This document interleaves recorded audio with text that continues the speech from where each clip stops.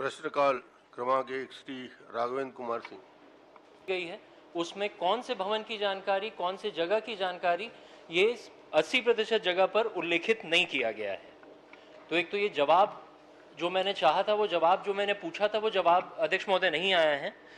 दूसरा एक चीज मंत्री जी से और पूछना चाहूंगा इसके अलावा कि 1/10/2019 से 31/12/2024 तक कितने एग्रीमेंटेड और कितने नॉन एग्रीमेंटेड गैर अनुबंधित कार्य कराए गए हैं।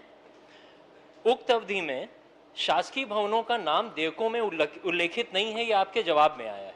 तो क्या ये नियमाविरुद्ध नहीं है कि जो भुगतान किया गया है उस पर उस भवन का, उस स्थान का नाम उल्लेखित करना अनिवार्य है कि नहीं?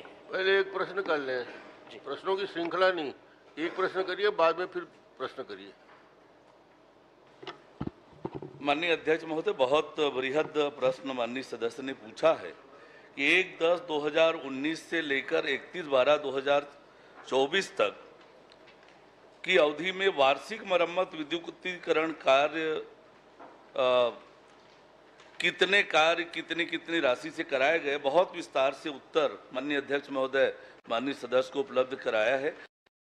9156 स्थानों पर मरम्मत के कार्य किए गए, जिसकी राशि का भुगतान 99,33,00,000 रुपए व्यय हुआ है और इसके लिए 19,301 देयक किस एजेंसी को कितनी राशि फर्म का भुगतान किया गया है, वर्षवार कार्यवार विस्तार से जानकारी दी गई है।